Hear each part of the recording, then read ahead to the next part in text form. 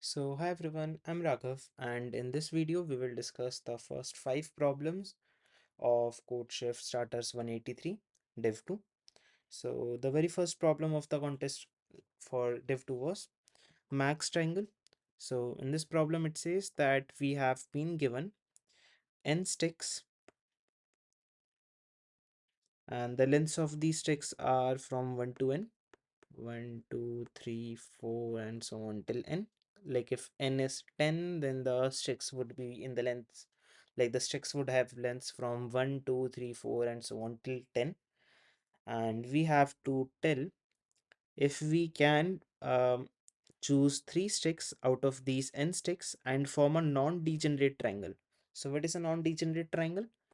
It is a triangle which is having an area greater than 0, and the case where the triangles have area greater than 0, basically the normal triangles, there is a property for it. um, that is, if the sides of the triangles, the side of the triangle is are ABC, then A plus B should be greater than C, A plus C should be greater than B, and B plus C should be greater than A. All three of these should be true at the same time. Another way of saying the three conditions in just one equation is, um, the maximum, or basically the largest side, the length of the largest side should be smaller than the sum of the lengths of the other sides. For now, I'm using less words and just saying largest side should be smaller than the sum of the other two sides. And another way has been written here for the same, like all three of these are having the same conditions. It is just that the way of writing is different. The problem set that the triangle would be considered non-degenerative. uh, 2 into the maximum of 3 sides is less than a plus b plus c, and you can see that these conditions are basically the same. um, if you add the largest side to both of these uh, s- sides in this equation or in this inequality, um, it would become 2 into the largest side should be smaller than the sum of the 3 sides, which is this. Okay. um, we have been told that if it is possible, we have to tell what is the maximum possible parameter of a triangle that we can make. So if it is possible to create a non-degenerate triangle by choosing three sticks out of these n sticks, then what is the maximum possible parameter that we can have? Sorry, perimeter. And in case if it is not possible to have a non-degenerate triangle by using these sticks, then we have to print -1. So let's see the example test cases. Here in the example test cases, the first one is when n is 4. So the sticks that we will have are 1, 2, 3, and 4.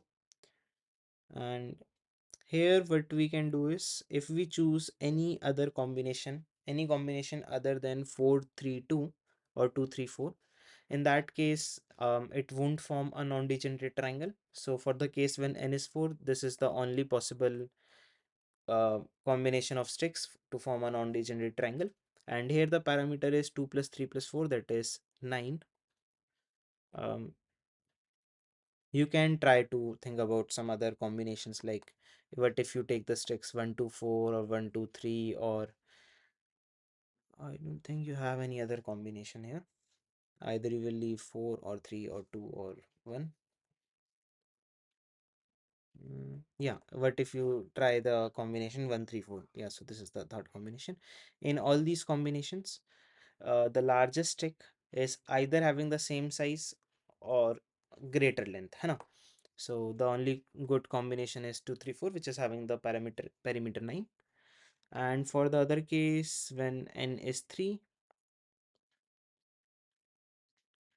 for the case when n is 3, we have only 3 sticks, 1 2 and 3, and you cannot really have a non-degenerate triangle from these 3 sticks, as we have already seen in this case also we had picked up this combo. So one thing that we can actually notice right away is For n equal to 3, the answer is -1, and for n equal to 4, we are able to find a pair. Now, if n becomes anything greater than 4, like 5 or 6 or 7, we will have at least these tricks. So the answer -1 should not come for any other value of n, because for any value of n that is greater than 3, basically greater than or equal to 4, you will at least have these tricks. है ना? So you can always at least form a non-degenerate triangle. So we had these two things that we wanted to do: find a non-degenerate triangle and maximize the parameter. So for maximizing the parameter, what we would want to do is we would like to pick up the largest sticks, है ना? We would like to pick up as large sticks as we can. So the largest sticks that we can choose are basically n, n minus 1, and n minus 2. And luckily, for any value of n that is greater than 3, this thing would always form a non-degenerate triangle. Like we had seen for the case when n was 4, we had picked up the largest three sticks that were 4, 3, and 2, or basically 2, 3, and 4, and we had got a non-degenerate triangle. And that thing is true for the case when n is 5, when n is 6, and so on. Like 3, 4, and 5 also form a non-degenerate triangle. And if n is 6, you try to pick up the three largest sticks, you will have 4, 5, and 6. It also forms a non-degenerate triangle, and so on. So all you had to do for solving this problem was just read the problem carefully. You realize that you want to maximize the parameter and there is this condition that should be true for sure. So when you want to maximize parameter, obviously you want to pick up the largest sticks. So you should once try to think about just picking up the three largest sticks that you have available. And when we checked for that case, we realized that hey, this is gonna be true. And this is, I think, this by far the simplest way in which you could have thought for how to solve the problem, the way in which you can approach a problem. And please tell me if it is clear or not. In case if you have any doubt, you can feel free to ask it in the comment section. I do read all the comments, at least till like 1 or 2 days. Maybe I might not read the comments of a video which we posted 2 weeks ago. But if you are watching the video within the first 2 days of the contest, then I would surely read your comment and reply. Okay, so the code for this problem is very simple. What I'm doing is for every test case here, I have been taking the inputs first. After that, I initialized my answer with -1, and if n is greater than equal to 4, then I'm updating my answer to the sum of the three largest sticks, and then I'm printing my answer. So only in the case when n is 3, so if n is 3 or anything less than 3, then I would have the answer -1. But like the constraints say that n would always be at least 3. So basically, if n is 3, then I'm having my answer as -1. Otherwise, my answer comes out to be n plus n minus 1 plus n minus 2. And the time complexity here for every test case here is just big O of 1, right? And we are having t test cases, so overall time complexity is just big O of t. And I think we can move on to the follow. So basically the problem is done. Now I am just making the problem a little more complicated and I'm giving you as a homework. So it's completely optional. This is just a recommendation from me that it would be good if you try this problem. So let's say like right now the problem came as a problem of div 2, but it could have come up as a second problem or third problem, not third but second problem with this difficulty. um, let's say you have n sticks. The problems gives you n sticks, and instead of giving you the sticks in the order from 1, 2, 3, and so on till n, they are now giving you sticks um, with some variable values, sorry, with some variable lengths, and we have to find out the number of pairs I comma j comma k which satisfy this condition that the three sticks that you are choosing, let's say that they are on the indices I, j, and k, I is less than j is less than k. Um, these three lengths should form a non-degenerate triangle. You just want to find out the number of such pairs. I'm not talking about the largest perimeter or something. I'm talking about the number of pairs. And let's assume n is something like less than equal to 5000. So basically you can do this problem with big O of n square time complexity, right? So try to think about it. Let me give you a hint. The solution that is in my mind when I thought about the follow-up was by using 2 pointers with sliding window, or basically 3 pointers.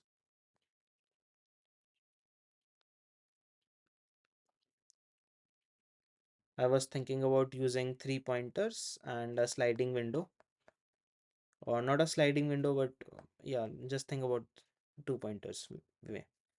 It's not really difficult, it's just a simple follow-up, but might be challenging for the beginners, considering like in case if you're watching this part because you could not solve a problem, so it might be a bit challenging for you for now. um, but it is a good problem to solve. It will teach you about the uh, simple and useful technique which you can use in a lot of problems. So for now, let's come on to the B problem. The B problem name is larger smaller.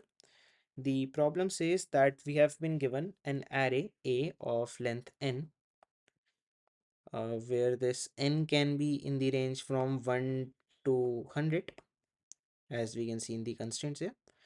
And we have been told that an integer x is said to be good if there exist indices I and j such that ai is less than x and x is less than aj.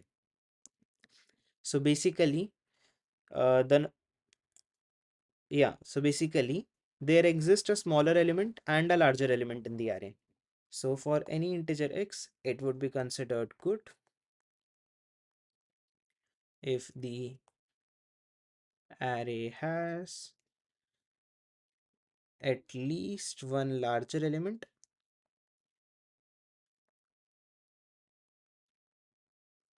and one smaller element, at least one smaller element. Okay. And we have to find out the number of good integers. And it can be proven that the answer is always finite. So the way in which you can prove it is whatever x value you have, there should be at least one element that is smaller than this, right? So there would definitely be some ai that is smaller than it, and there should be some aj that is greater than it. Now you know that the largest possible element that you can have in the array is just 100, and the smallest possible element that you can have in the array is 1. So obviously x must be in the range from 2 to 99.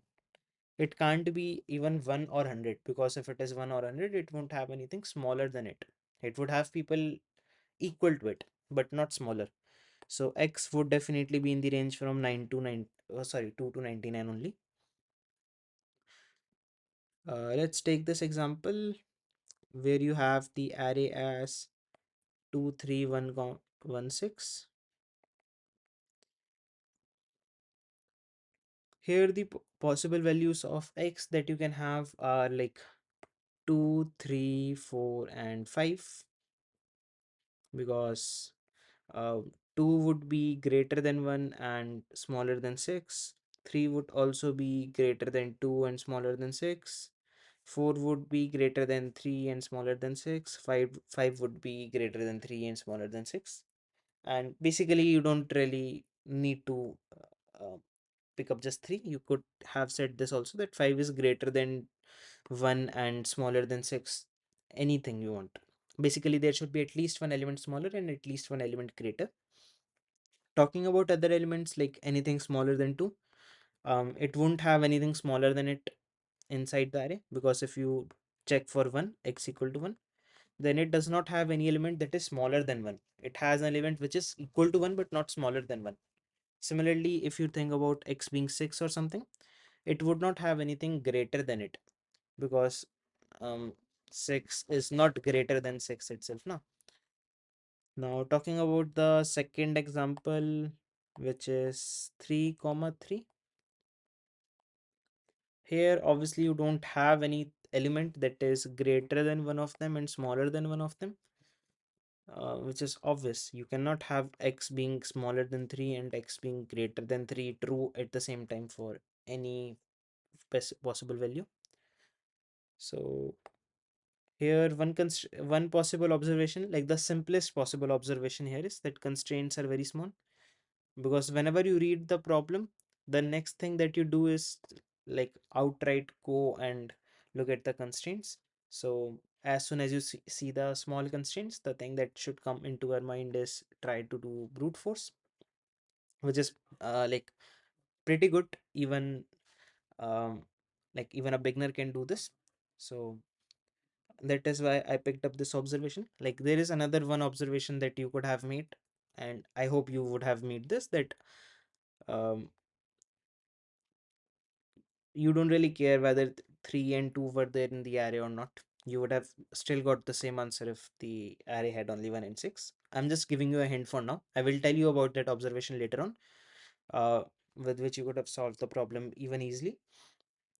But thinking from the beginner's perspective, since this is an easy problem, I'm thinking with that perspective for now. What you could have seen is the constraints are very small, so let's try out the brute force method. Let's not care about time complexity and anything, just do the complete search.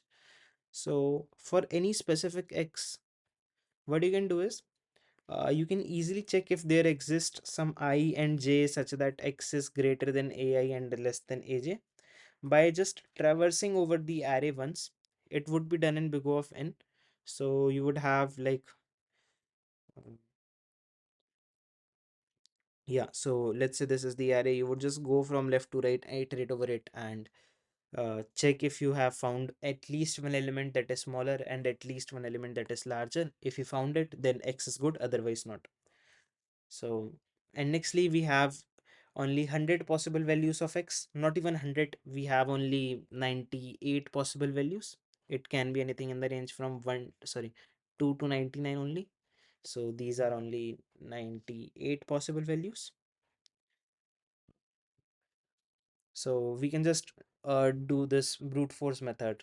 Basically, after taking the inputs, run a for loop for x, then run a for loop over the array to find out if there is at least one element that is larger, at least one element that is smaller.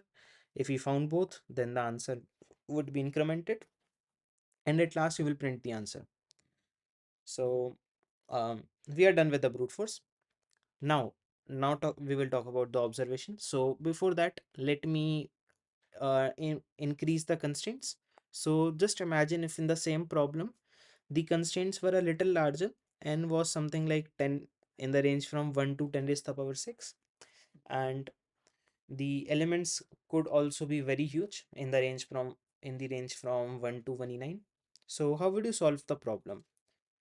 Please try to solve it on your own.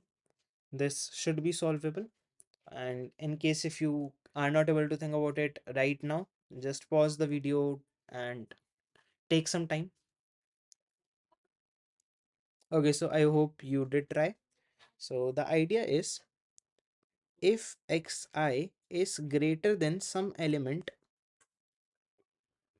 ai in the array, then can I say that whatever is the minimum element in the array, x must be greater than minimum as well?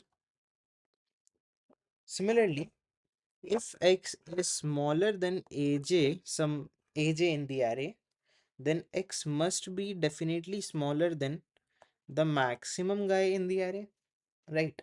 So the basic point that I want to say is, as we had seen earlier in the array having elements 2 3 1 6, you did not really need to check for 2 and 3. You only needed to check with 1 and 6. Like if you checked with 1 and 6 and you were getting okay for some element, you don't really need to check for 2 and 3 now.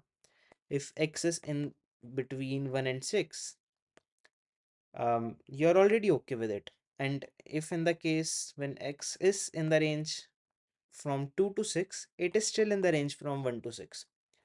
So the basic idea is, um, in the array that you have been given, just find out the minimum guy and the maximum guy. And now you know every element in the range from minimum to maximum, other than these two elements, uh, would be good. So basically, your answer would be maximum minus minimum minus 1. Basically, this is the total number of elements, that total number of integers between minimum and maximum. We are not including minimum maximum. So here, as mx was 6 and mn was 1, the answer came out to be 6 minus 5 minus 1. Sorry, I said it wrong. 6 minus 1 minus 1, that is 4. I don't know why I did it say 5. Okay, so that was the answer as well. I hope we are clear. And we have discussed the code also. The time complexity is something that we have not discussed yet. So see,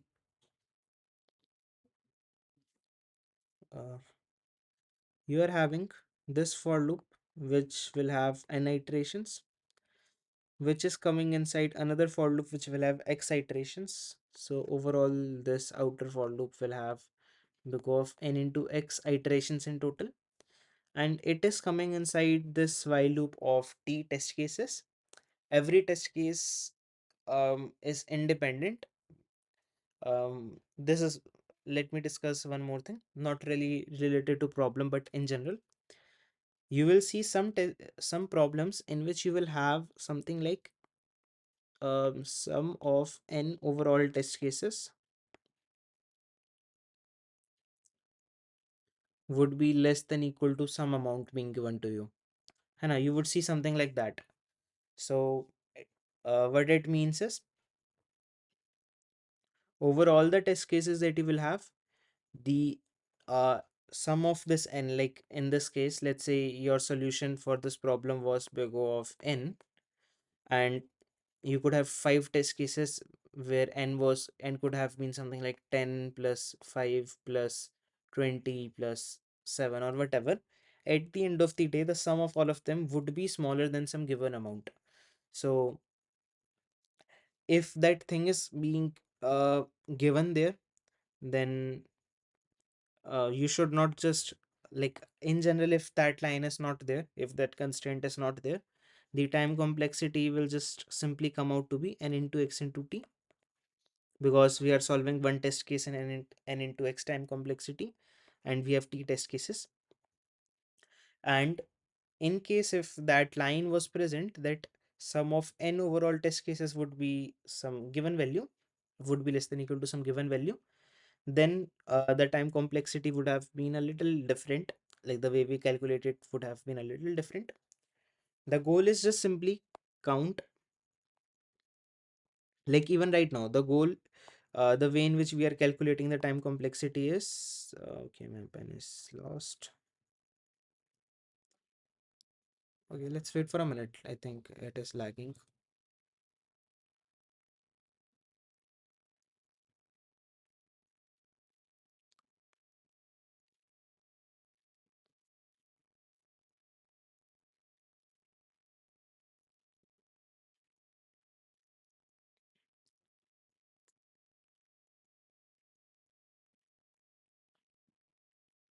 Okay, I don't know why is it lagging. Is it due to battery or something? No, battery is not the issue here.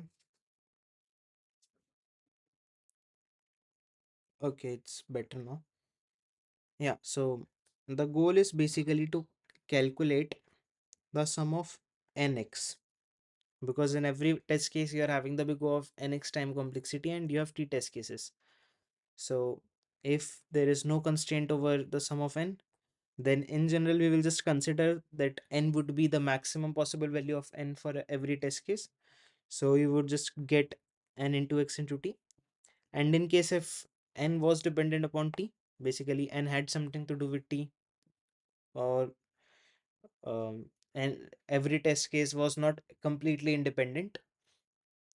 So in that case, the time complexity would be looking like this: sum of n overall test cases multiplied with x, because x is independent. This thing would be, let's say, this say sum of sum of n overall test cases would be less than 10 raised to the power 4. Then it would come to be something like this. And as I had already given the disclaimer that whatever I was about to discuss here is not really related to problem, but this is just a simple thing that I have been asked a few times. So since I have been recording in a very beginner friendly way today, so I thought that hey, let's discuss this as well. And I assume that only beginners would be watching for this problem. Now for the next three problems, I will go a little faster. I will assume that the ones who would be watching these problems would be a little better. Like basically, they will be a little experienced. Probably all of them would be at least 3-star coders. So now this is the C problem, S2T. In this problem, we have been given two binary strings, S and T, and our goal is to convert the string S into string T. And um what we can do is, we have been told about a type of operation that we can apply, and we can apply it at most 3 into n times, where n is the length of the strings S and T. So in the operation, what we can do is, we can choose any index I where Si should be 1, and then we can flip whatever is present on the next place in the string S. So if you find a 0 here, you can turn it into 1. If you find a 1 here, you can turn it into 0. That's what you can do. So we can choose any position I where Si is 1, and then flip Si plus 1, basically Si plus 1. So if it is 0, turn it into 1. If it is 1, flip it into 0. And we have to tell, we have to tell, is it possible to make S equal to T in at most 3 into n operations? And if it is possible, we have to print the operation sequence. In case if it is impossible, we have to print -1. And we don't really need to minimize the length of the sequence. We can use any number of operations up to 3 into n. There is no need to minimize it or something. In the constraints, we can see n is decently large. The lengths of the two strings would be equal, and both of these strings would be binary. And the sum of n over all test cases would be um, would not exceed 2 into 10 raised to the power 5. So since we know that the sum of n overall test cases would not exceed this, we can freely have big O of n time complexity for every test case, because overall their sum of n would not exceed 2 into 10 raised to the power 5. So overall time complexity would still come out to be big O of n, right? So let's look at a few examples here. If you have the strings like 0110, and you have the strings here as 0110 and 0101, so you want to make them equal. Here I can see these two characters are not equal to each other. So one thing that I can do is, I can choose this index. Oh, sorry.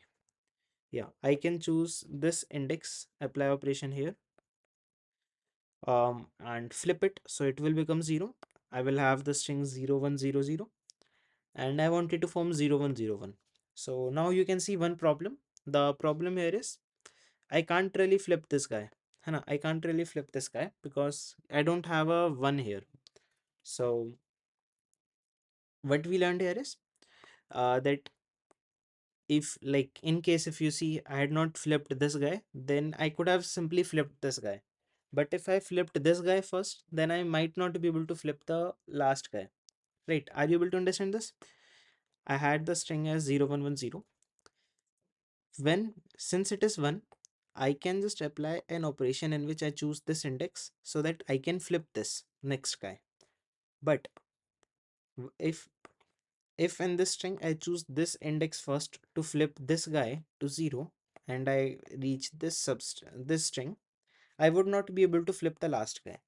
So the learning here is, since when we apply an operation on the index I, it affects I plus 1, maybe it is better to first of all fix the guy on the index I plus 1 and then try to fix the guy on the index I. This is just one observation that we can get from the test case. है ना?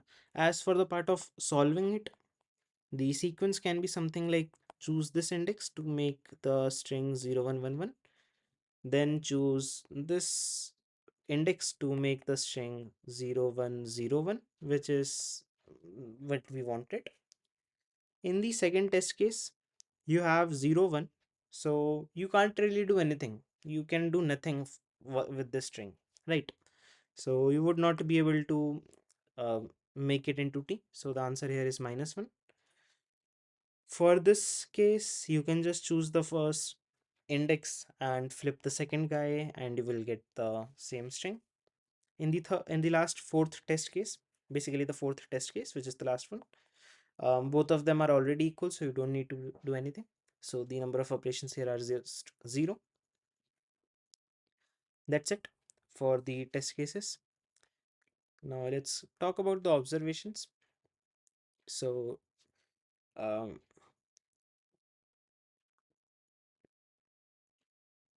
I forgot about it. What did I observe earlier? Okay, yeah, we have already discussed this here. That, like, this is a very common sense thing. I don't know why did I write this in the notes here.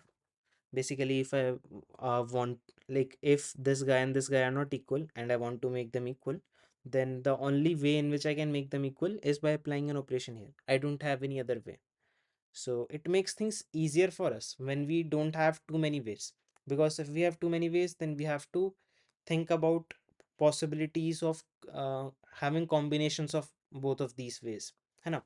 So that generally makes the problems more complicated. Obviously, they won't give you too many ways of making the strings equal and uh, just make it that easy. If they are giving you multiple ways, then they would demand you some other things like use minimum number of operations or something to make the problem complicated.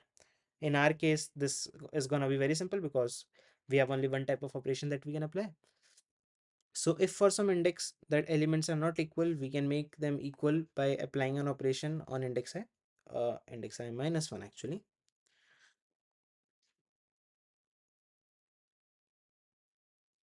Index I minus 1. This is the only thing that we can do.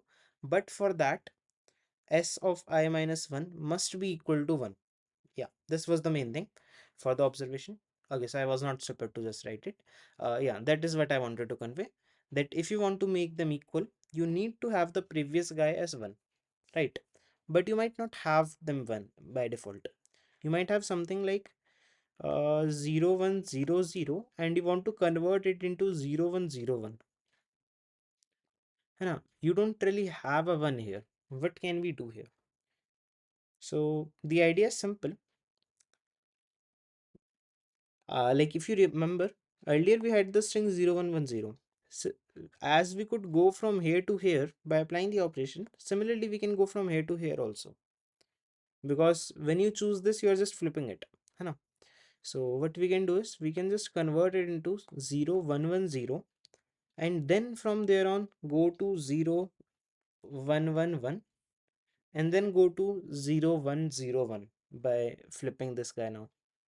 So first we flipped this guy, then we flipped this guy, then we flipped this guy, and then yeah, we have now achieved what we wanted to achieve. So from here on, since we don't have to minimize the number of operations, like yeah, you can have this as a follow-up problem where you want to minimize the number of operations as well. Try to think about how you will do it and code it as well. Unfortunately, you won't have a place to um submit that problem, but at least try to think about it. It is good to think about these kind of problems, random problems that we are creating by ourselves from the normal problems. um, because our goal at the end of the day is to just improve our problem solving skills now. So this is actually a lot helpful. It improves your creativity with applying all the techniques that you know about. So the idea for solving the problem here is, like, as we have noticed that you might have zero, which you can, like, which you may create to be as a one, so that you can update some other bit, है ना? So the idea that I got from there is, since we don't need to minimize the number of operations, why don't I just make all the people one? Like, if I have this kind of a string, obviously I can't change the initial characters. I can change only those characters that are coming after the first occurrence of one. So why don't I just update all of these people? Huh, I can make all of them one by using this guy. If like, by using this guy I can make this guy as one, by using this guy I can make this as one, by using this I can make this as one, and so on, right?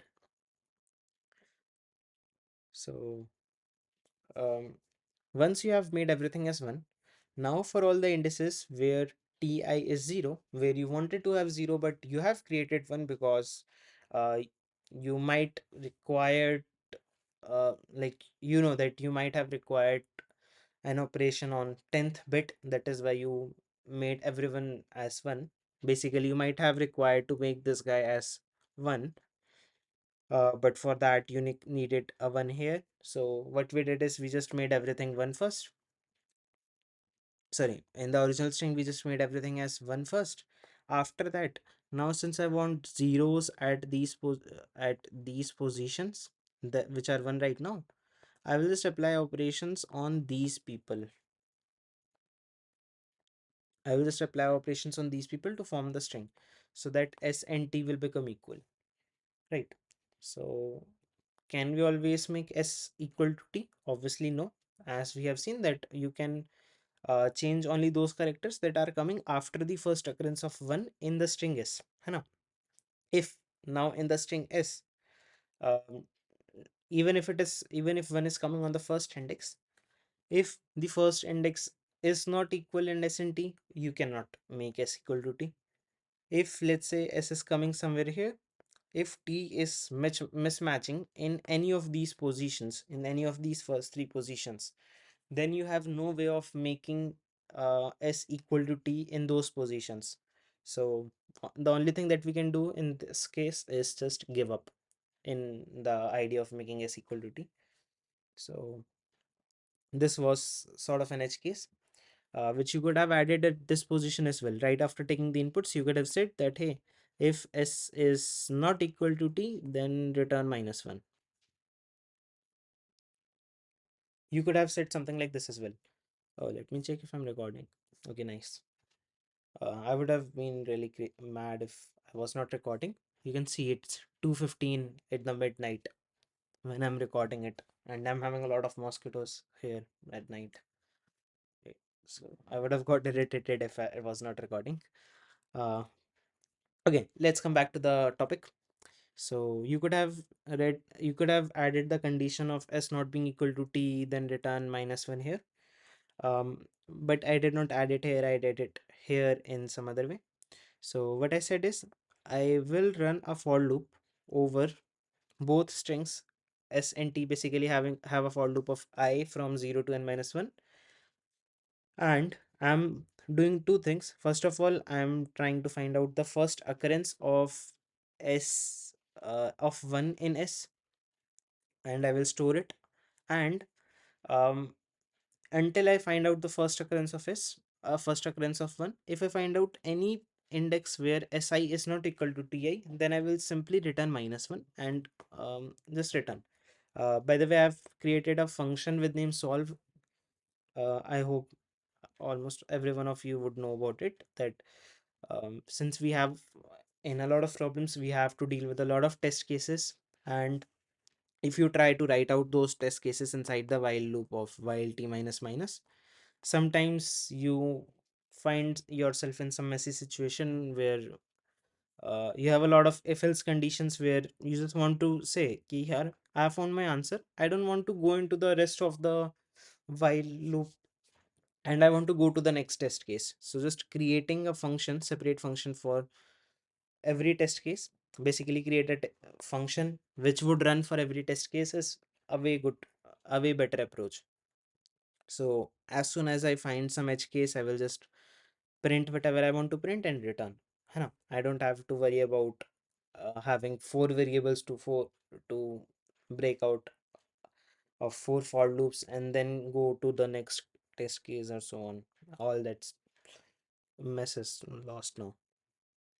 By the way, please be aware that this line should come first and this should come later on, because if let's say the string s is something like 001 and string t is 000, then even on this index, when you have found I, when you have found the when you have found the first um, occurrence of 1, even on that index you need to check if si is equal to ti or not, because you can update only those occurrences that are coming after 1, है ना? You can only update those characters that are coming after this index, so you need to check for this place also. Nextly we have of this condition, like this would happen in case if you iterated over this completely, you did not find any one occurrence of 1, so all the characters would be 0, but you did not find any of this condition also when you have iterated over the complete string. So basically all the characters must have been equal. I don't know if we need to add this, probably we don't need to add this. uh yeah, probably, yeah, we don't need to add this, or actually we do need to add this because of the way I've written the code. Yeah, basically this is actually a good practice in my opinion, um for while solving problems in a contest, that if you know that for a case like this, I have found a case where I know I already know about the answer that it would be 0, then why don't I just write an if condition and just return? So the basic idea is that I would not have to worry about the special cases. Okay, so the main idea that I want to say is that in this whole part, what I've checked is um, I found the first occurrence of 1 in S.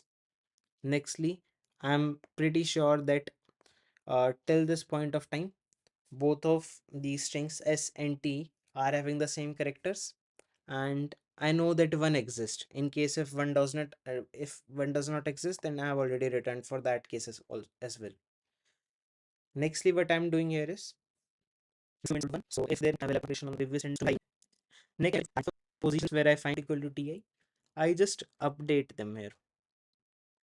I just apply operation on I minus 1 to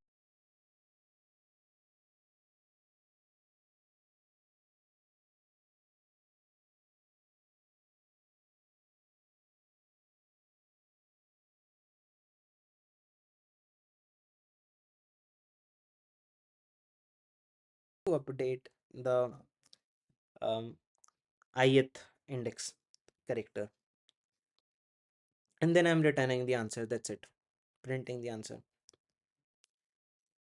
Okay, so I hope this is good. Now, yeah, so now I'm taking like a few minutes break to give rest to my throat so that I will be able to explain better for the next two problems, and we will come up, like for you it would be just instant. So hi everyone, I'm back. Let's look at the D problem. The name of the D problem is complete MST. So this problem says that we have been given a complete graph of n vertices with edges having weights either 0 or 1. Unfortunately, we have forgotten which edges have weight 1 and which edges have weight 0, but we do remember that there were exactly m edges with weight 1. So we have two things so far. We have n nodes which form a complete graph,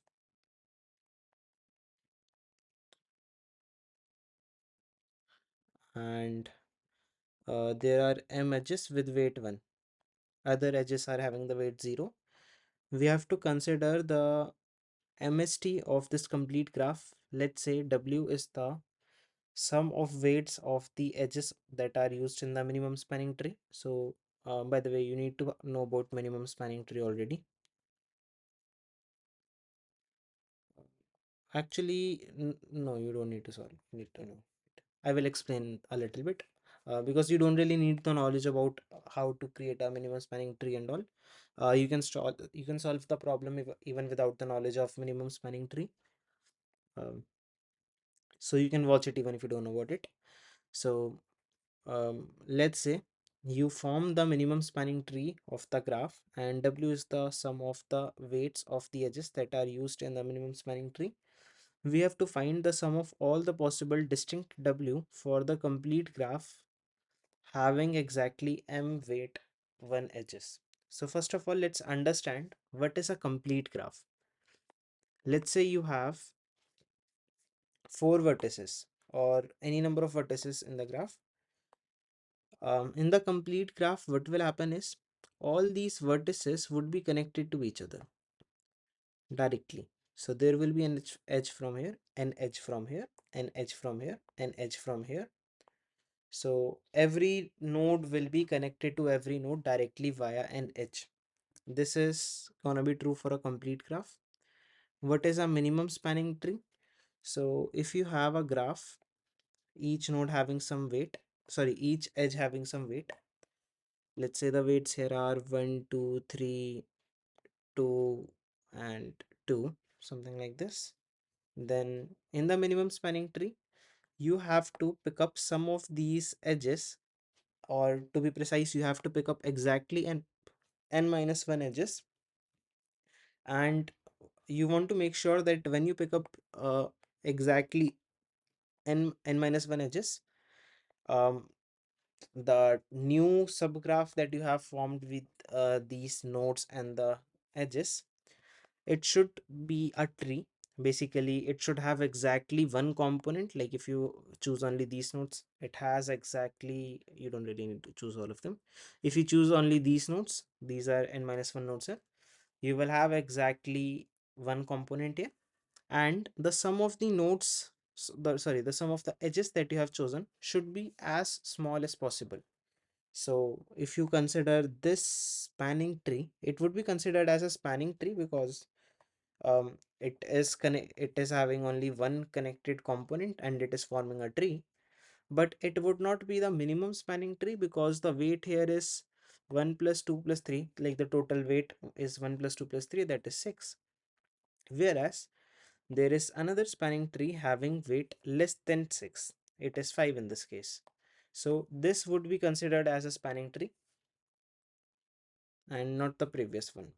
Now you don't really need to know how to calculate it, sorry, how to um, compute a spanning tree, because for solving the problem it is not really required. Yeah, so uh, you can form a lot of different type of complete graphs because you only know that there should be m edges with weight 1. Now out of all the n into n minus 1 by 2 possible edges, like in a complete graph of n nodes, you will have this many edges. So you only know that out of all of these edges, you want to have like m edges with weight 1, other edges with weight 0. So there are way too many possible complete graphs that you can form. Out of all of these, um, like for all of these, just create the spanning trees and calculate the W value, that is the sum of weights of edges that are used in the minimum spanning tree.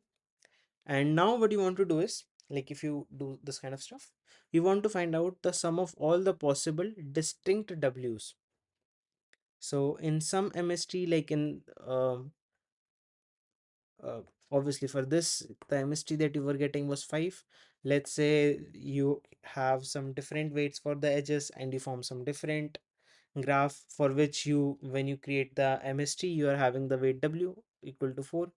So you will just have to find out the sum of all of these W's, and that would be our answer. I hope it does not look too confusing, and it would be more clear after looking at the test cases. Baki, by the way, for this problem, I'm expecting that the ones who would be watching are around like 4-star coder or something.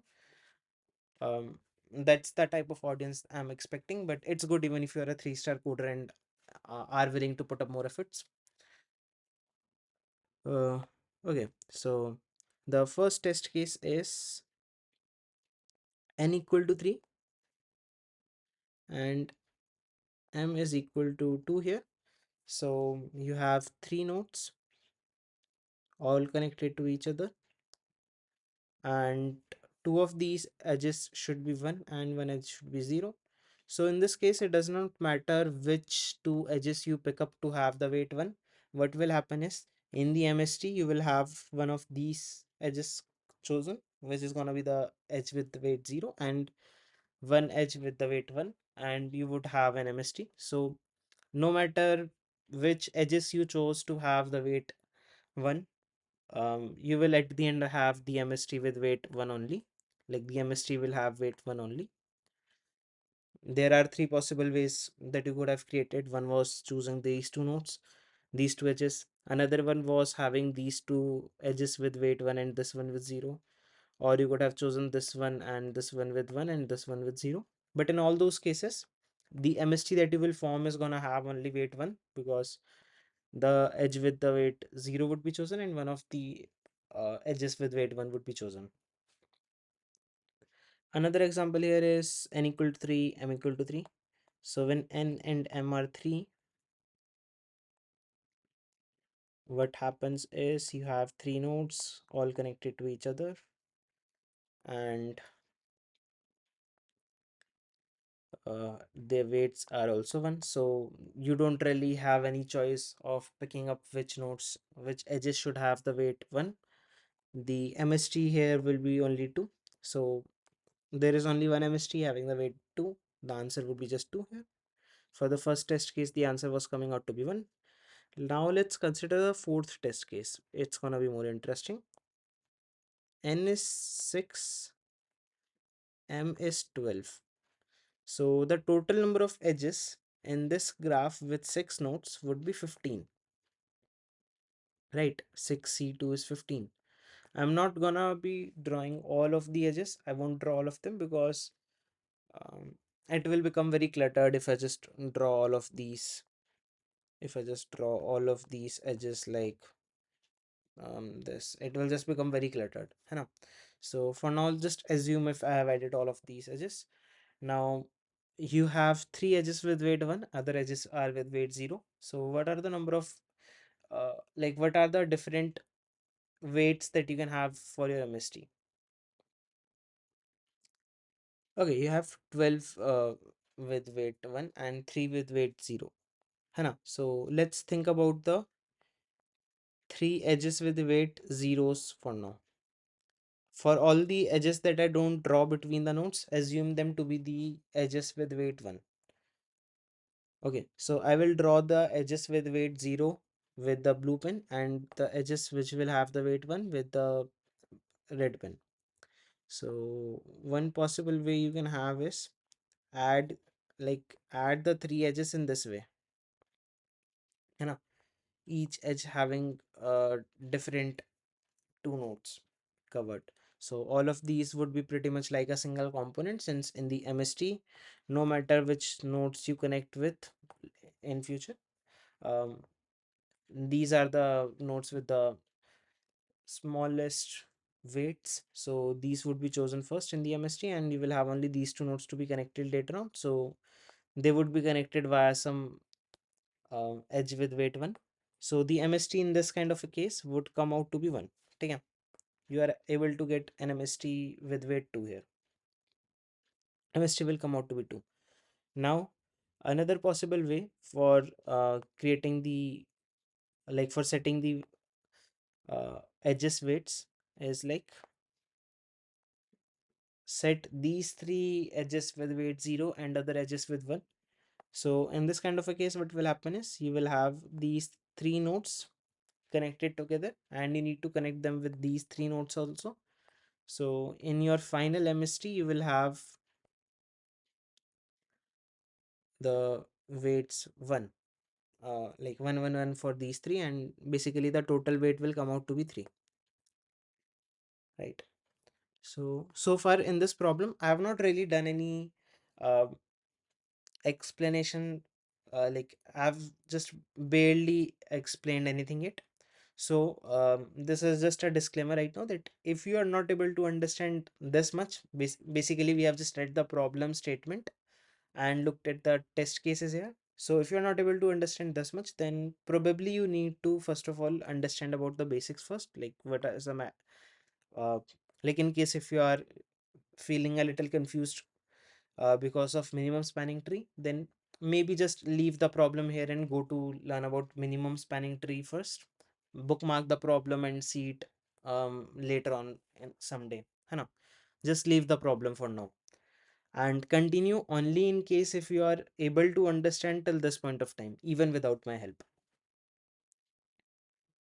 Okay, so for now, I am assuming that you know about MST. Like, maybe even if you don't know about MST, well, you are able to at least understand the content, or at least you are able to understand how these test cases were having these answers. है ना? The test cases that we have discussed here. Okay, so one idea that I had after reading the problem and looking at the test cases was that if I can form a graph whose MST weight, or basically the weight of the MST, is equal to 4, and if I can create another graph by rearranging the edges which has having the MST weight as 10, then it must be possible to create graphs with weights 5, 6, 7, 8, and 9 as well, which is basically if I can have the weight 4 and have the weight 10, then I should be able to have all the weights in the middle of 4 and 10 also. This was the idea that I had. Now, how did I get the idea? It is because I have solved many problems, and uh, one of the problems where I had seen something like this for the very first time was, um, let's say you have some array which is having minus ones and ones. So if you have the total sum of all of these elements as 12, then there must be some subarray which is having the weight 11 as well. There must be some subarray having the weight 10 as well. There must be having some subarray which is having the sum 9, 8, 7, and so on. है ना? Um, and the reason I told you about this kind of a simple problem is because it can come as a sub problem in many problems. Maybe you can get it an div 3 F problem, div 3 E problem, or sometimes div 2 C, or maybe a simplified, like in a complicated div 2D problem, when you keep on simplifying it, you might reach to this as a sub problem where you might have to use this idea. So in this problem as well, uh, since we have only weights zeros and ones, and it means that if there is a graph which is having like the weight 7, let's say the MST is having the weight 7, and you rearrange it only very minimally, then you might be able to reach to the graph whose MST has a weight 8. Then making some small changes will give you 9, then making some small changes will give you 10, and so on. Um, in case if it is not making too much sense, then don't worry about it. Just for now, um, like if this is the first time you have been seeing something like this, then for now just assume, let's say you were able to notice this, then how will you solve the problem? So after reading the problem right now, just stop the video and try to solve rest of the problem by yourself, and it should be pretty much solvable now. And though I will explain the rest of the problem as well. So here is just one example to um, help you understand about this previous claim? It's lagging.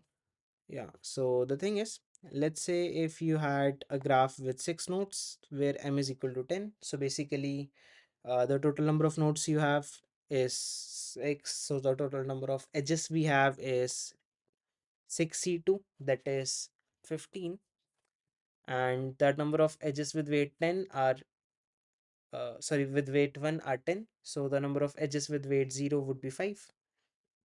You will have this kind of 5 edges. Okay, it's lagging too much. Let me do one thing. Oh, I got it. Just 1 minute.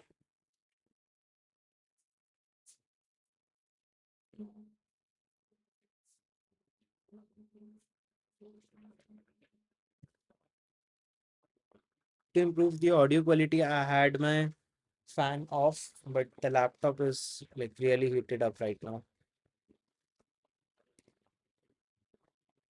Okay. The only problem is that if the fan is on, then the audio quality would be a little worse. Okay, so let's come back. So, um, yeah, we did see this. We have 6 nodes. 10 of these, we have 15 edges. 10 of them are of having the weight 1 and 5 have the weight 0.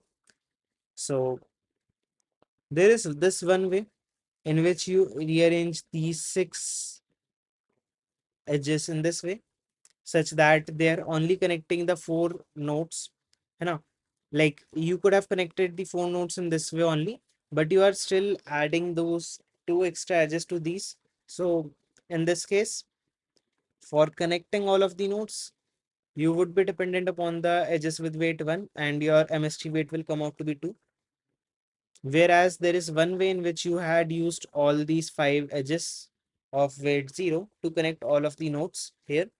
So like if there are these two different ways, one having the weight 0, one having the weight 2, according to our claim, we should be able to form uh, a graph in which the MST weight will come out to be 1.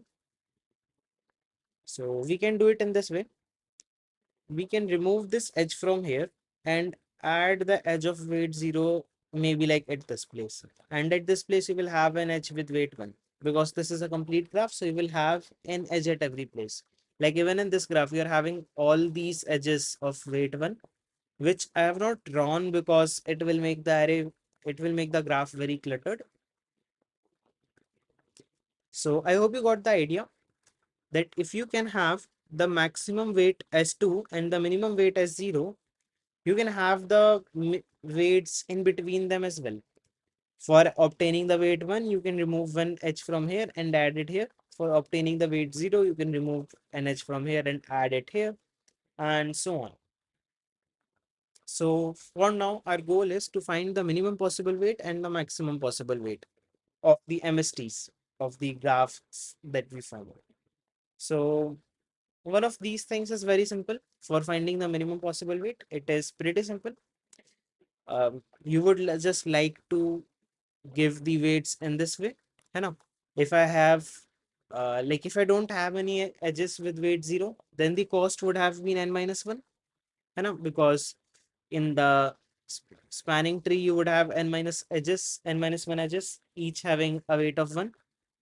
Now if you are having some number of edges with weight 0 and you add them between any 2 nodes in such a way that you don't form any cycle of these edges, in that case you would be able to connect multiple nodes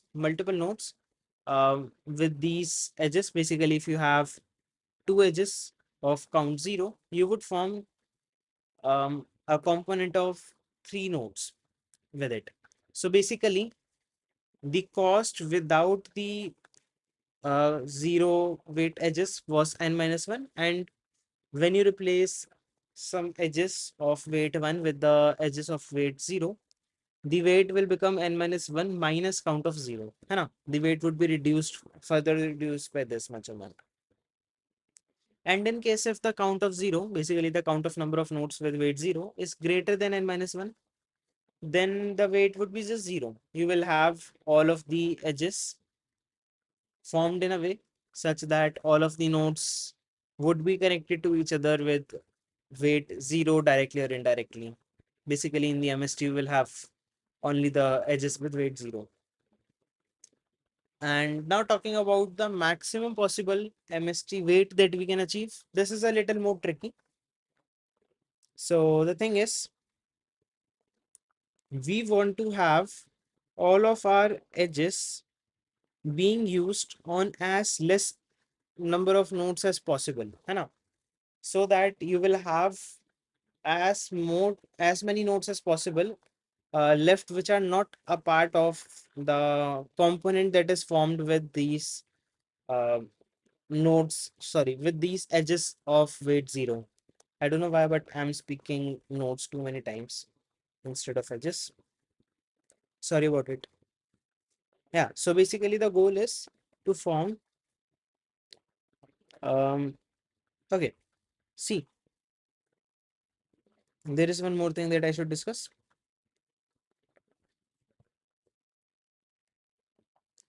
There is a term known as clish. No, sorry, click, if I'm not mistaking the name. Um, we use this term for denoting a subgraph of a graph. Like even if you have a graph like this, by the way, this is not a complete graph. You can have any graph inside which, if you pick up a subgraph where all of the nodes are connected to each other directly via an edge from every node. Basically, it is more like a complete graph. This subgraph is looking like a complete graph. This portion would be known as a click. है ना?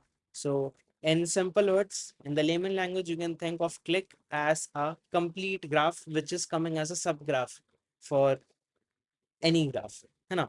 The bigger graph for which click is a subgraph does not need to be a complete graph in itself. So, what we want to do is, since we want to have minimum number of nodes involved for using all of these edges with weight 0, what we would like to do is we would like to form some clicks, or basically complete graphs, or basically use these nodes to connect all of the nodes together, है ना? You will think about using only one node, then maybe use two nodes to connect both of them together via a zero weight node, sorry, zero weight edge. Then you would like to think about adding another node and connect all of these together via these zero weight edges, and then maybe connect another node with a zero weight edge in between, and so on, you know. And at some point of time you would have used up all of these weights, zero weight edges, and we would be done, you know. So for finding out what is the maximum possible weight, we would like to do something like find out the size of the smallest click, or basically smallest subgraph, where the total number of edges that you are putting in that subgraph is greater than equal to the count of 0. You want to have minimum number of nodes involved in that subgraph or the click, right? If you can find that thing out, if let's say you had n equal to 10, you had 10 nodes, and you realize that you can use, like, you can form, you can use all of those um, zero weight edges to connect some of these four nodes together with each other. Then in that case, you will have a component of these four nodes connected with each other via the zero weight edges, and you have six other nodes that have to be connected to this. At the end of the day, all of these have to be connected together, and the weights are one. So no matter whether you connect this or this or this or whatever, basically the cost will come out to be equal to n minus whatever this amount is. So for finding out this part of smallest click, where count of edges is greater than equal to count of 0, we can simply use a binary search, because you know that count of edges depends upon this size of click.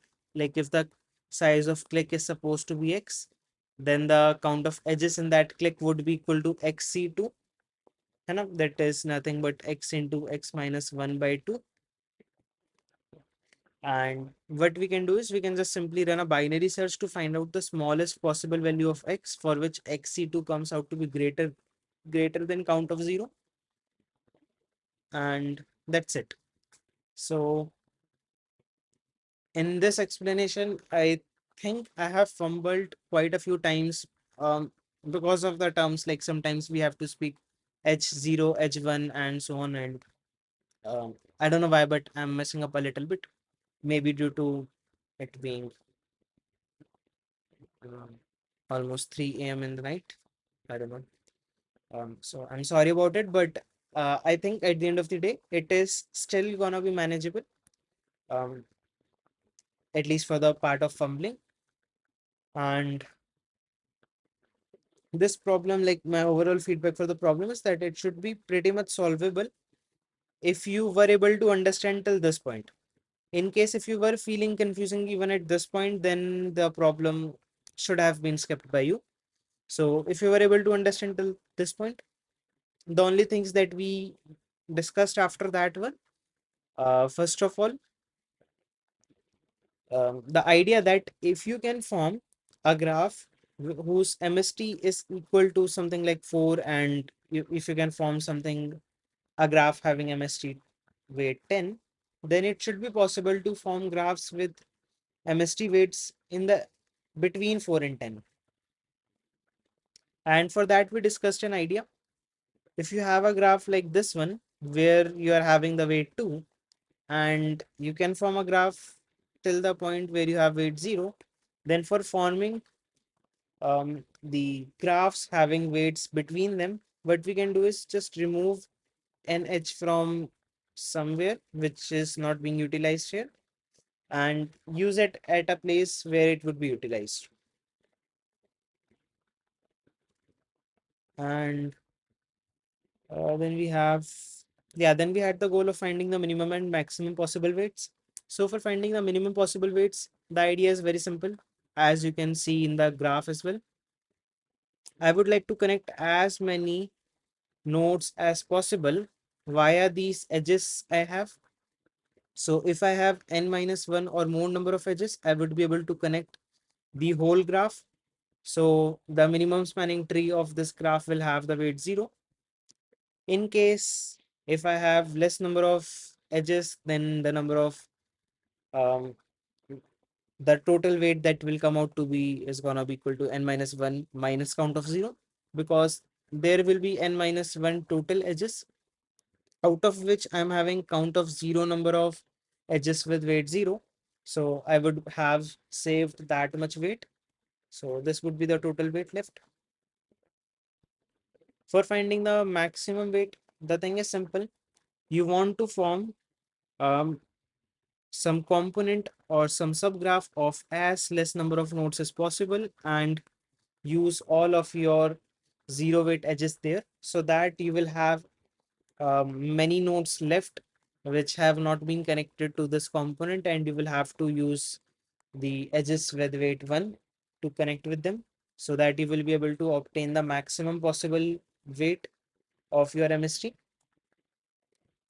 So for this, we discussed that, hey, it is pretty much like you want to find out the size of the smallest click, which is having the count of edges greater than equal to count of 0. And we know count of edges is nothing but xc2, where x is the size of the click or the subgraph, which is like a complete graph in itself. We can simply run a binary search to find out the smallest value of x, where xc2 is greater than equal to count of 0. Here is the code. It is also like not a difficult problem. The only difficulty was to understand the starting part, because it is involving MST. So I believe a lot of people will just get overwhelmed by just reading the name. in case if they don't have any practice for MST. Since MST is considered to be among the last few topics of DSA, it is being taught at that stage. Um, I see there are many people who even reach till the expert level and have not studied about MST till that point. Even in my case, I think I studied about MST when I was an expert, or um, maybe, yeah, I was an expert at that time, not a CM. Um, okay, so let's move on. And on CodeChef, I had reached 5 star and still I had no idea of what is an MST. Um, so that is why I think that some people might feel it confusing. Okay, so the way I'm solving it is by first of all taking the inputs here, n and m.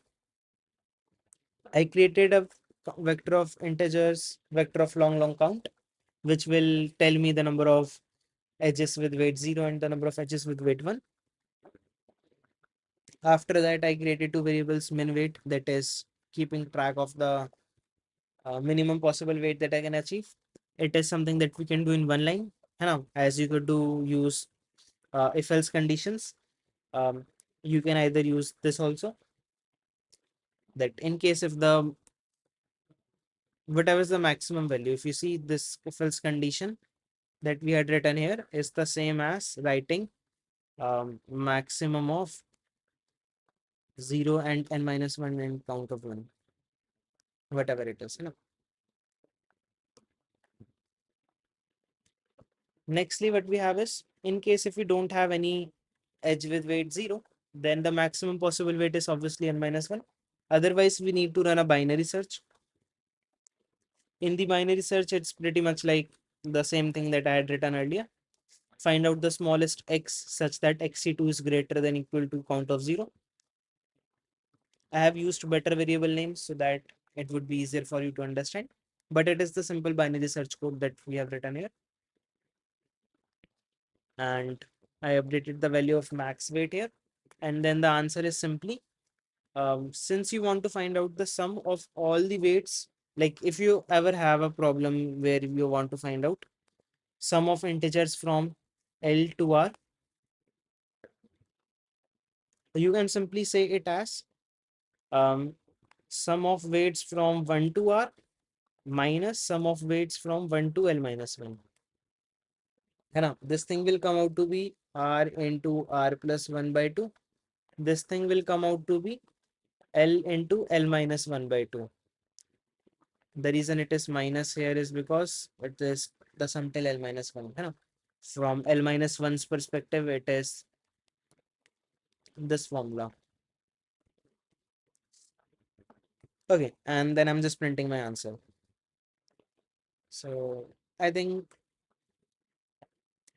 uh, the problem is not really that difficult. The only bad part in the explanation, which you would have felt, like the irritating part, would have been me fumbling.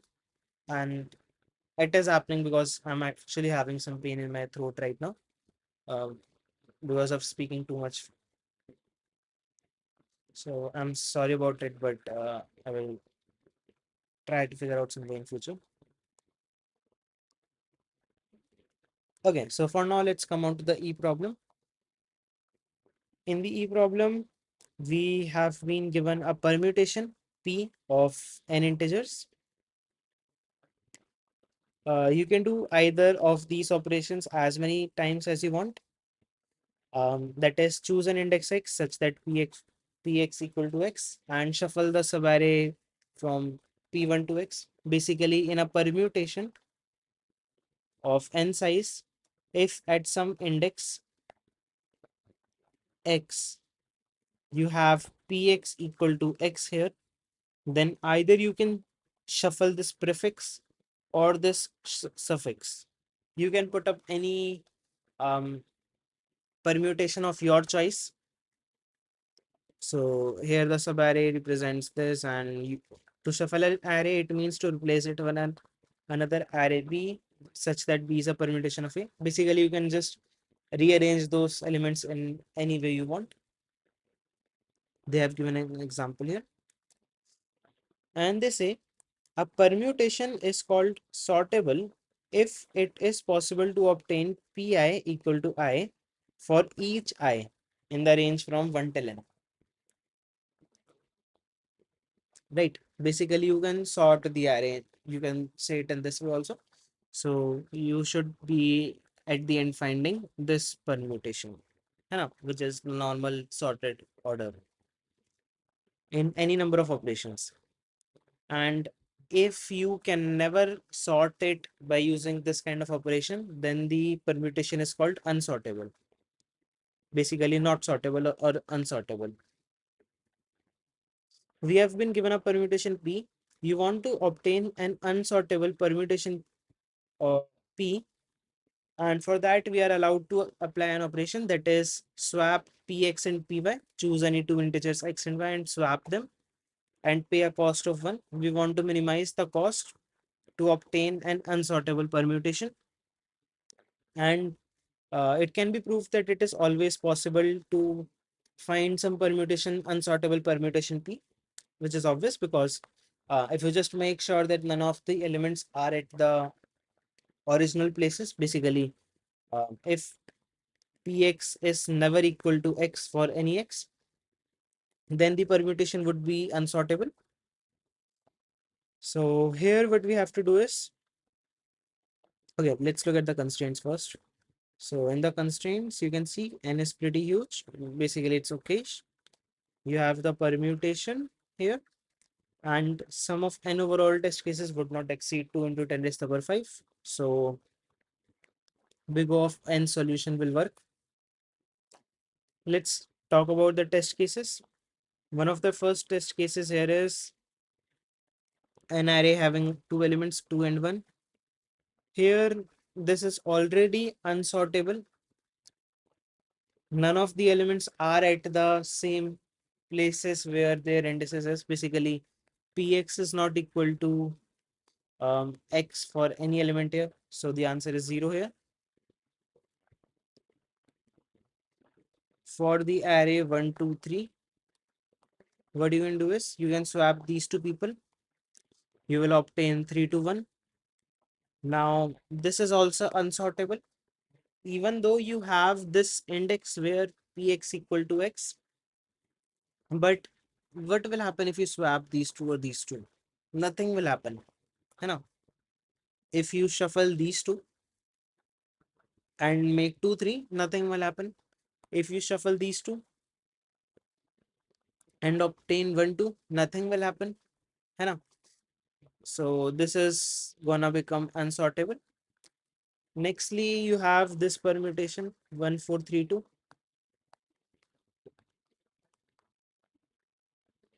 So right now this is sortable because 1 is on the correct position. So what you can do is you can just choose this as the x index x, and then choose this as the suffix, because we can either choose a prefix or suffix. And now you can just shuffle it into 1, 2, 3, 4. Right. You can shuffle it into this permutation. So it is sortable. So what will happen if we remove these two? If we have these two people, it will become something like 4, 1, 3, 2. But it is still sortable because with the help of this 3, you can swap these two. And basically, you can choose this prefix and rearrange this as 1, 4, 3, 2. And then using this, you can just sort this array. So it would still be unsortable. We can make it unsortable by swapping this 1 and 3 with each other. So doing that, what will happen is your array will look like 3, 4, 1, 2. Now px is not equal to x for anyone, and if this thing is held true, then in that case you will um, basically never have any sortable array. If px is not equal to x for anyone, then the array is definitely unsortable. So our goal is to make the array unsortable in minimum number of operations. There are two things that we have to do, right? Now, since this is the E problem of Div 2 and it was solved by less number of people, and Like that is why I am expecting that the ones who would be coming to solve this problem would be at least 5-star coders. Um, so I will not really spoon feed like the first few problems, and I will actually discuss more time on telling you how I approach the problem, basically the overview thing, and will leave the small details for you to figure out. And since this is a constructive problem, I don't really have a lot of things to discuss for this, because what happens is in constructive problems, you just think about some random stuff and you end up figuring out some method. You know. So for approaching the problem, what I did is, first of all, whether an array is unsortable or not looked to be something confusing. So I said that, hey, first of all, I will figure out how to check if an array is sortable or not. Once I would be done with realizing how to check if an array is sortable or unsortable, then I will figure out how to make the array unsortable. Once I would have figured out how to make the array unsortable, then I would figure out how to minimize the number of operations that I require to make it unsortable. So this is a spoiler alert. Um, for now, I will tell you, like for now, let's just assume that the problem is you are being given an array. Assume the problem is given an array and you have to check or basically sort it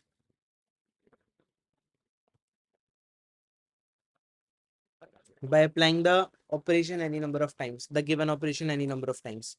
What if it was something like that? You had been given an array and you had to sort it. So what will you do?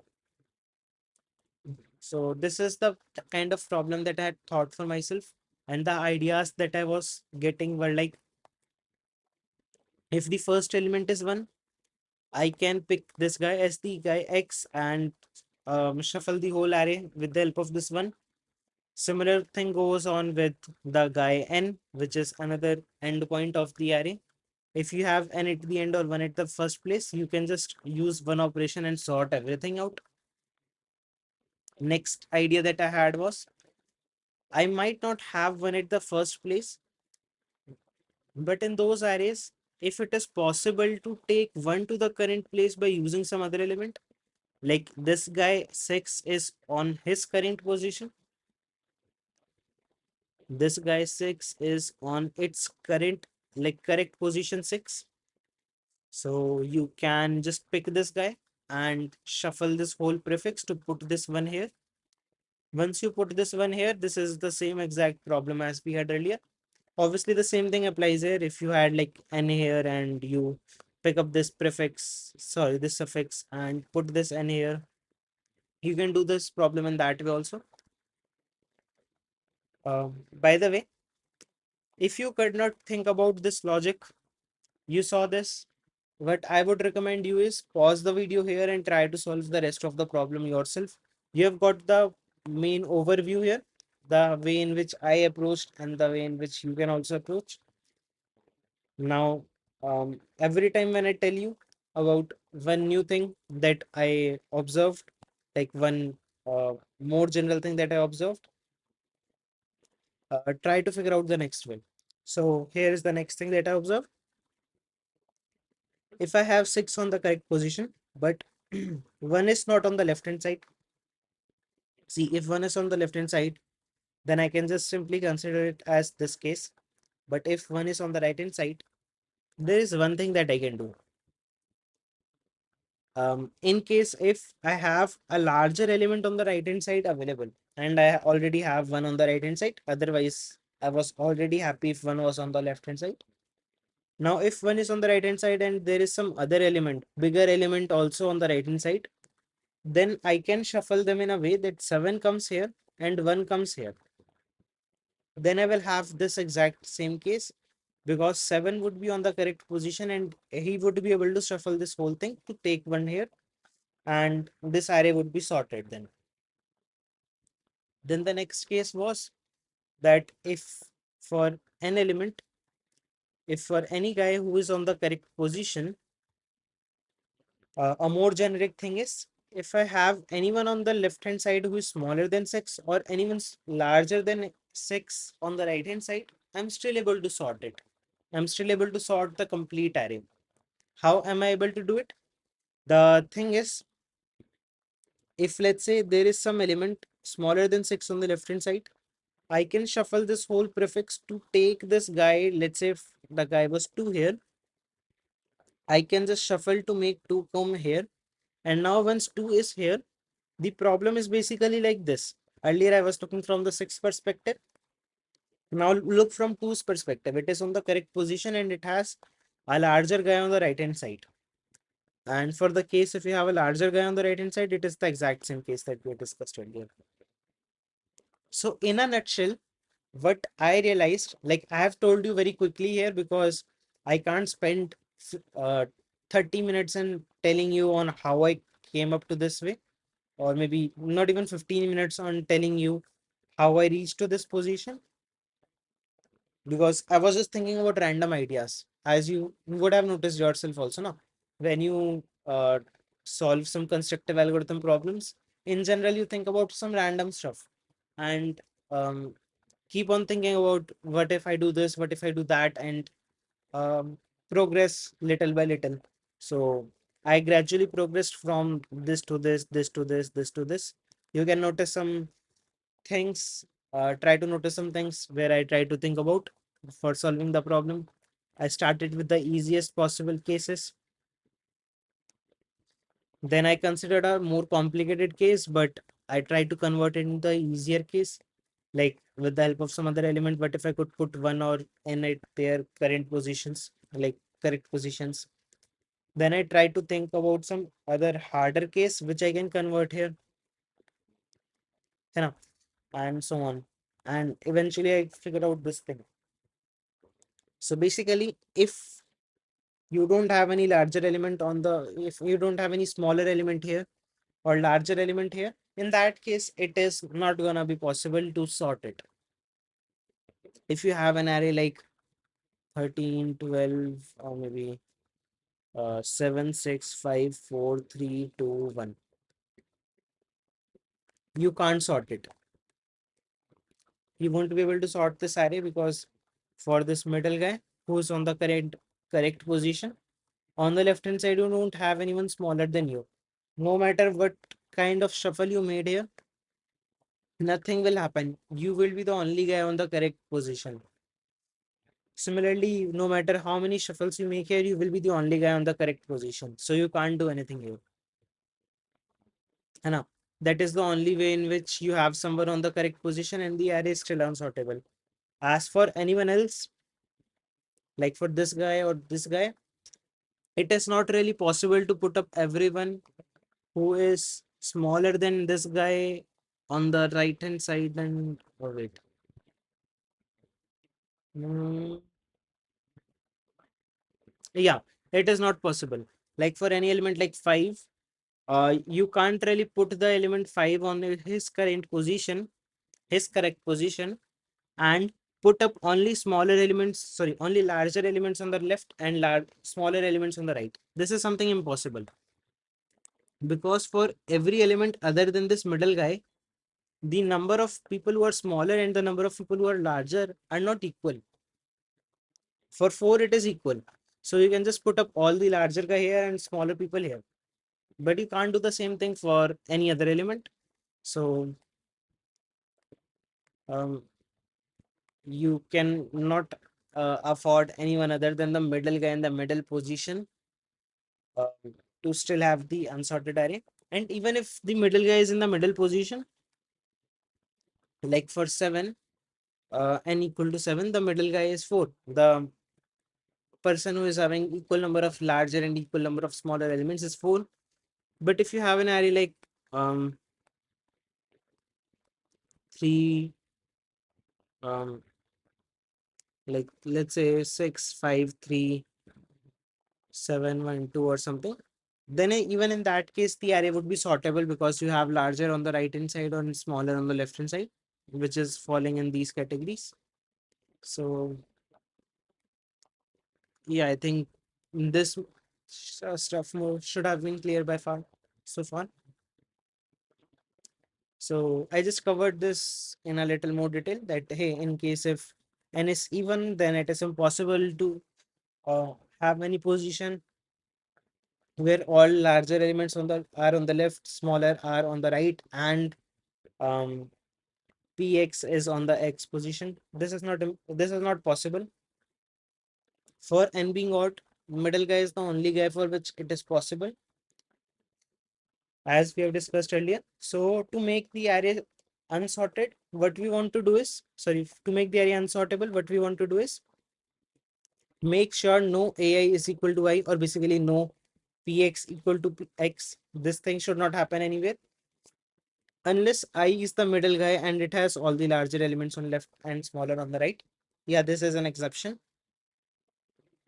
If you have some element, if you have the middle guy in the in the middle, and on the left hand side you have only smaller people, and on the right hand side you only have the larger people, then um, you don't really need to um, swap it with someone else, but for other people you need to swap them. So for minimizing the number of operations, um, here we have already realized how to make the array unsortable.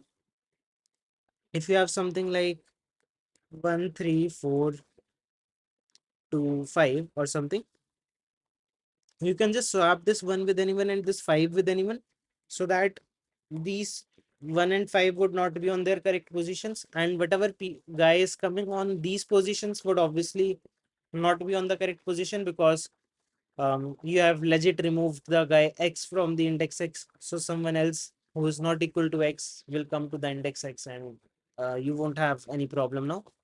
So you can make unsortable in this case in this way. And for minimizing the number of operations,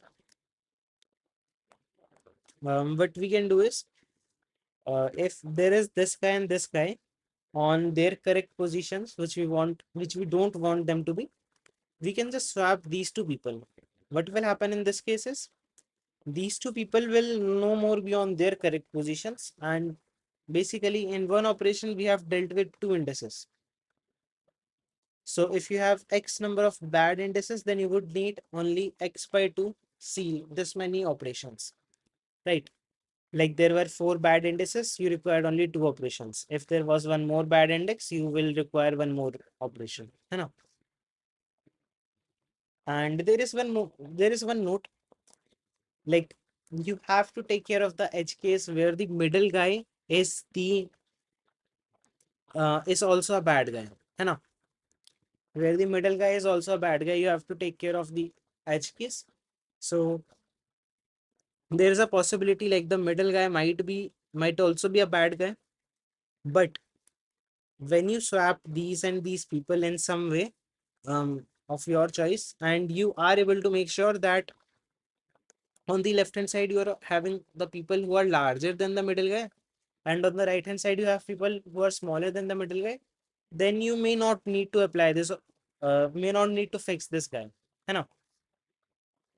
So for this, what I have done is, for this what I did is, I just said,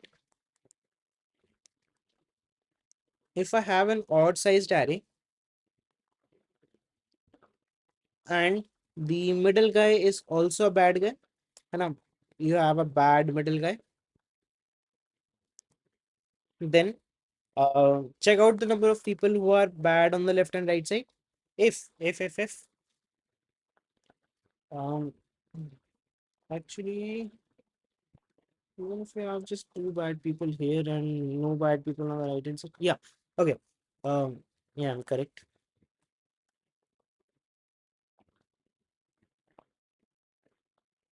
Yeah, so the thing is, if the array is odd size, obviously if the array is not odd size, you don't have any concept of middle guy. If the middle guy is not bad, again you don't have any problems, everything is just the same. Just swap everything from here and there, so that nobody is on the correct position. Now now for the case where middle guy is bad and you have two bad people on the left hand side, two bad people on the right hand side, then maybe you can just swap these two guys and the um, you can swap these two guys and you can swap these two guys, so that um, these people who were smaller than the middle guy earlier will now become larger than the middle guy, and these people who were earlier larger than middle guy because they were on the correct positions now. If this is okay, let me take an example. Let's say you have an array of 1, 6, 3, 4, 5, 2, and 7. So here these are the bad people. Since there are 5 bad people, one way for making the array so unsortable is just swap all of these with someone. Maybe swap these two together, swap these two together, and swap this guy with someone. So if you will require 3 operations at max. If you have x bad people, you will always be able to sort them in ceil of x by 2 number of operations. But sometimes it might be possible to do it in x by 2, um, like it might be possible that you can do it in one less operation. If the number of operations, if the number of bad people here are odd. Yeah. Okay. One more condition. You have odd number of bad people. You have odd number of bad people. You have odd sized array so that you have the middle guy and the middle guy is bad. So if these three things are true, then it might be possible that you sort them in such a way that the array becomes something like maybe if you swap this with this and this with this, or in any way you want, and you will obtain something like 5, 6, 7, 4, and 1, 2, 3. This array will become this. Now in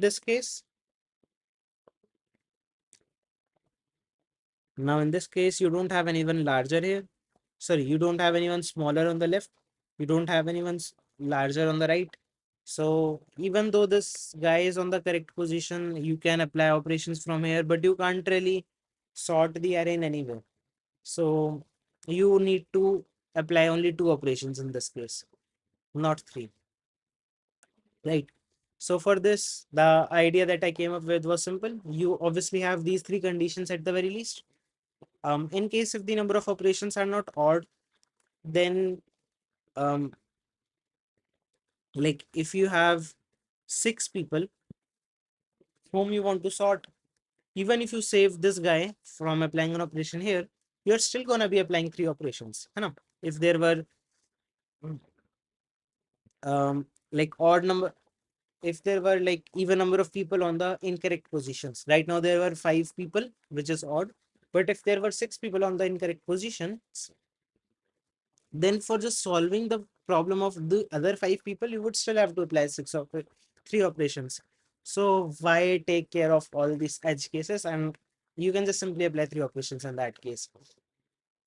If the middle guy is not bad, or if the middle guy does not exist, if the array is even size, in that case you don't have any of this concept. So the only case where you have this is if you have odd sized array, the middle guy is bad and the number of bad people are odd. So maybe you can just swap the people from the left hand side of middle to the right hand side of middle. Similarly, swap this with this. Basically, swap the people from the left hand side of middle to the right hand side of middle, and in that case, the middle guy will not really have to apply any operations. So all I did here is just swap these people and then just run from here to here to see if there is any smaller guy or not. Or in other words, you know that you will eventually remove these people. So in this range, these two should be the only people who are bad. है And sorry, these two should be the only people who are smaller than middle. there should be no one else, and since you will just remove them, um, swap them later on, everything is good. And there's one more condition: the number of people who are bad on this side should be equal to the number of people who are bad on the right side.